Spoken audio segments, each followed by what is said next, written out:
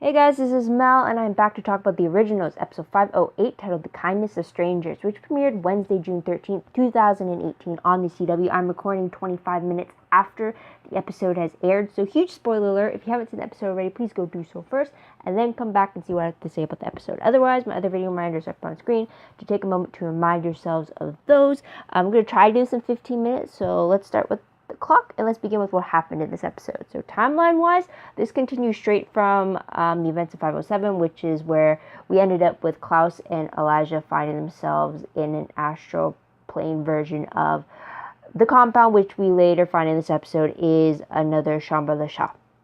Also, we found out in this episode that it is 3 days since Haley's death at the end of 506. So storyline-wise, this episode really focuses heavily on the MicroSim family. The first one being the fact that the Michelsims, mainly Klaus, Elijah, Rebekah, and Cole, as well as Marcel, find themselves sealed away in the Shambhala, and they have to try to figure out a way out of it. The second storyline dealing with Elijah's memories in particular. So with the first storyline, essentially we find out that Hope and Haley are the ones behind sealing away their family in the Shambhala to give them time to gather all their bodies and then remove the hollow fragments from the four Michelsons into Hope as a collective whole, which is what the separation was trying to prevent in the first place. Anyways, Marcel was put in the Shambhala because he was trying to prevent that union from happening since it was going to endanger Hope. So while Freya is the one who created the Shambhala, it was the representation, magic in the in Hope's point of view, which was keeping the Michelson sealed, or what they had to figure out against. So essentially, they had a key for each Michelson that locked the door to their escape, and it was Hope's perception of each of the four Michelsons that gave a clue to where their key was hidden, while Freya created the Shambhala to begin with, which they found out when a room that Hope never would have gone into was part of it, and it was a room that Cole had introduced to Freya back in 1914 before realizing that it was his sister that he was showing his home to, essentially, as you can all remember in episode 309, I believe we had that flashback to. Anyway, storyline number 2 though is what the final leg of escaping the Shambhala for Elijah was truly accepting his memories and the emotion behind it.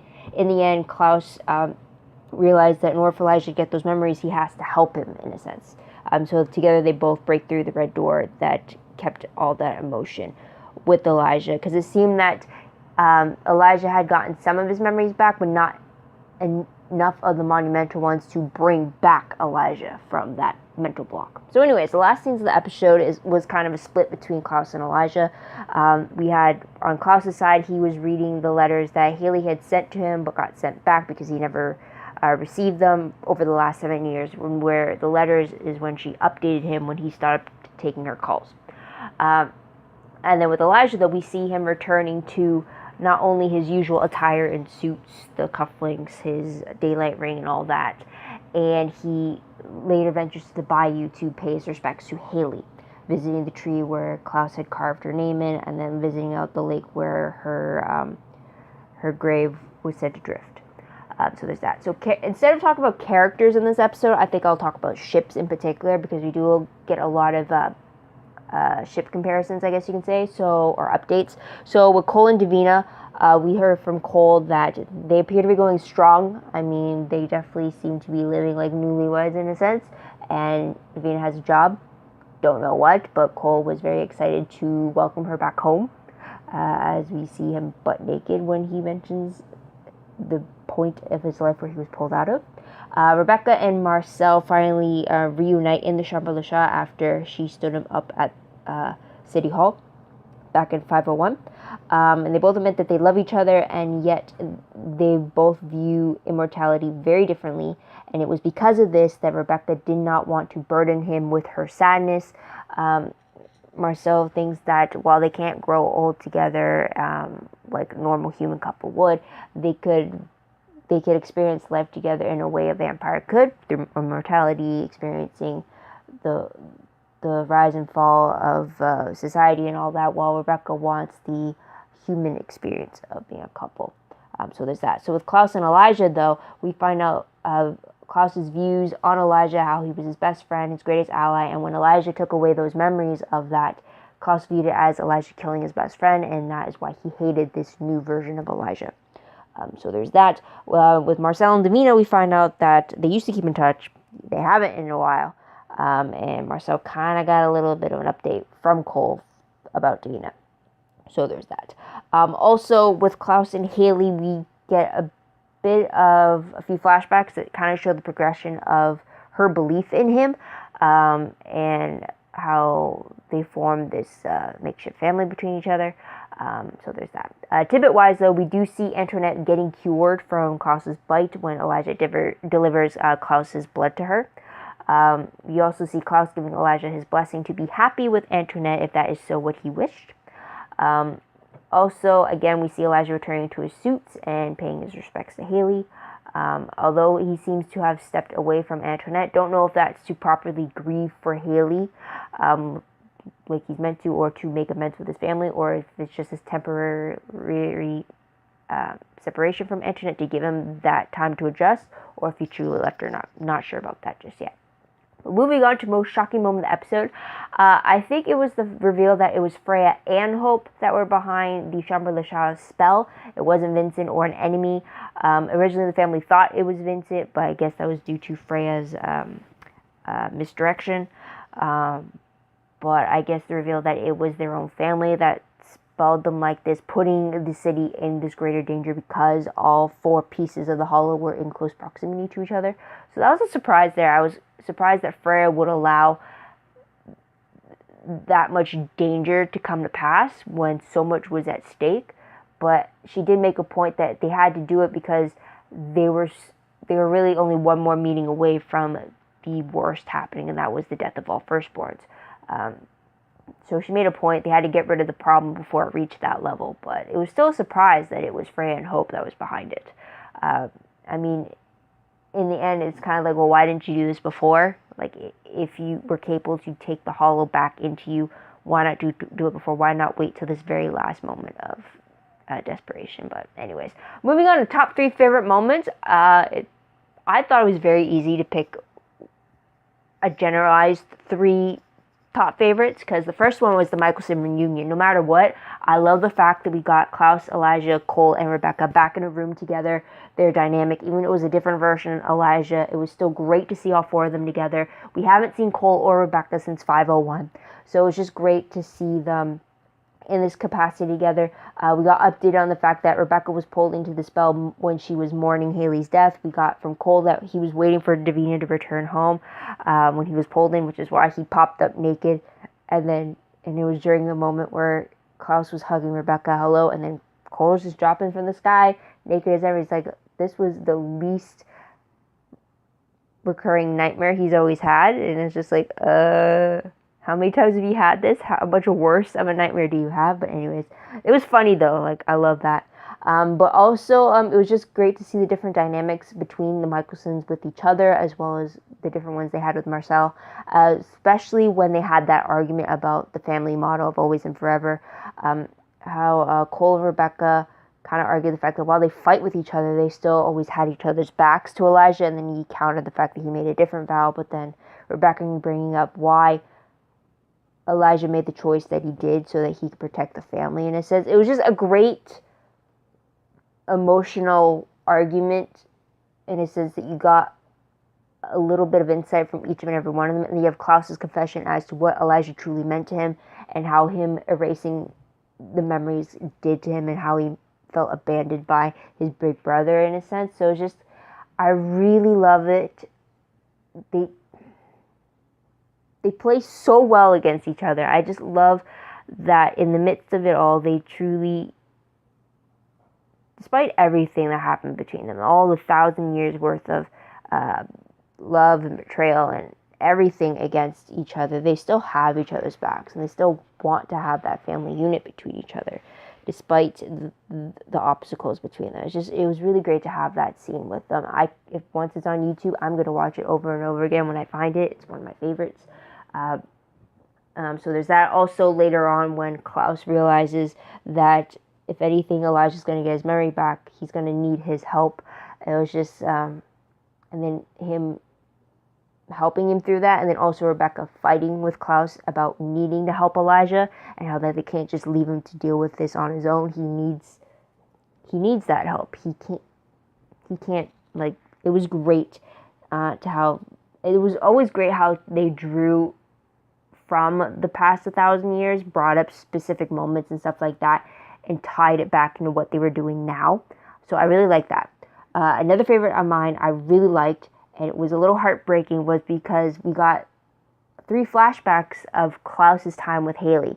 Specifically, we have Klaus showing Haley the abattoir for the first time 15 years ago, which takes place between episodes 108 and 109 of the originals. So there's that. She was still pregnant with Hope at that time, so that was something there. Another flashback was again to 15 years ago when Klaus and Haley were trying to figure out a name for Hope, and how they came across the name because of something Elijah had said that Klaus remembered when they thought Haley was killed. So that was a great part there. And then the third and final flashback was to 4 years ago during the 7-year separation, where Klaus and Haley had their video calls to update each other, and that was the last call between them because Klaus decided that this couldn't go on any longer. This was shortly, I guess, after Hope walked in on him killing people through her projection spell. So it's very interesting to see these 3 different flashbacks, because you're also seeing 3 different stages in the Claylee relationship or dynamic, or however you want to reveal it. And in each one of them, it shows Haley's growing gratitude or growing faith in Klaus. First one showed her confiding in Klaus on the fact that she wants to believe in him and believe that he could be there for her and for their daughter, and she pretty much asked him not to let them down. And then in the second one, it had her thanking him, I believe, or apologizing or something for everything that's happened, and how she voices to him that she knows what he tried to do to save them, and that it had to come to this. And this was before they send Hope away to hide out with Rebekah. And then with the last one, it showed that Haley was not going to give up on Klaus, despite him going down his mad spiral into insanity. But it showed that she never stopped believing in him, and she was always going to stick by his side. And I truly love that, of just seeing those different moments with Claylee, especially when we're seeing Klaus remembering these moments about Haley. And it's even more heartbreaking because of the fact Haley is now dead. So it was just something that I really liked that we got to see. So there's that. And the third favorite moment, I have to say, would be Elijah finally get his memory back. More specifically, the montage of memories we got to see. Probably if I were to slow that down and just pick up on every different moment, it would be a lot more satisfying. But I like the fact that they included so many archive moments to show the progression of not only the 8 years of Elijah that we've had. Is it 8 years? I think it's been 8 years, right? 8 years of Elijah that we've had, and then stacked on with all the 1,000 years worth of memory we've been told of him. So I'm always a sucker for the montages, so I really appreciated that. But then also from those montages, I liked the additional Elijah and Haley montages when he got the sudden realization that Haley's now dead, and him reacting to that was it was something I've been waiting for since Haley died, and then his part he played in that death. I've been waiting for his reaction to what he would, or how he would react to the fact that he stood by and watched the woman he loved die the way he did. It was heartbreaking to see, but I like that the family was all there to witness it, how they kind of grieved in their own way in that sense, not only for the fact that they lost a member of their family in Haley, but they're also grieving for the fact that their brother is now experiencing the loss of the love of his life in a sense. So I really like that we got to see Haley's true reaction to Haley's death. I love that we got Elijah's memory montage back, and it was just, while it was heartbreaking to see him broken in that sense, I love that it actually happened, because it shows that Elijah is truly back. So I'll leave it at that. But moving on to top 3 peeve moments. The only peeve I truly have is the fact that Hope now has the full power of the Hollow inside of her. I mean, yeah, it's taken 8 episodes to get to that point, but I'm glad that means that the MicroSims don't have to be separated like they've been for the past 7 years. But then I'm peeved that everything that they've done to protect Hope is now for nothing because she now has that power inside of her. So that's the issue there. But moving on to what will I remember most when I look back on this episode, the fact that we got the MicroSim reunion, the fact that we got a lot of screen time with them together. So I really appreciate that. There's the timer, and I'm almost done. But random questions very quickly. First one, if Hope has the hollow inside of her, is the death of the firstborn still an issue? Don't know how that's going to be the case, but I still want to know. I mean, why is it that the separation of the hollow and then the close proximity of its pieces resulting in the steps to the destruction of firstborns? I don't understand how that would go away once the hollow was reunited in one vessel. So we'll have to see about that. But if that's the case, I'm also wondering if Hope is going to be truly in control of the hollow's power, or if she's going to be struggling with the hollow trying to take possession over her once again. So if you want to think about it, it's kind of like spoiler alert for people who have seen Supernatural and have not yet seen the 1323 season 13 finale. We do see a bit of a struggle when Dean tries to fight over Michael's control over him before Michael later succeeds in taking possession of Dean as a vessel. So I wonder if we're going to see that type of a struggle there, or if you want to go further back to episode 522 where Sam experienced that same struggle with Lucifer taking him as a vessel. So I wonder if we're going to see that type of a struggle happening with Hope in the Hollow. But that's an issue right there I want answers for. Next question is the major issue for the last 5 episodes of the series going to be about removing the hollow from Hope? I mean, I gotta wonder how they're gonna do it since they couldn't figure out to do that 7 years ago. So that's gonna be something. But another question, will Rebekah and Cole stay in town now that the hollow isn't keeping them away? I believe we'll see Rebekah more likely than Cole, since Cole would probably be more inclined to return to Davina, and I'm assuming they're back in San Francisco. Maybe I'm wrong, but I don't think he's gonna stick around if he can go back to being with Davina.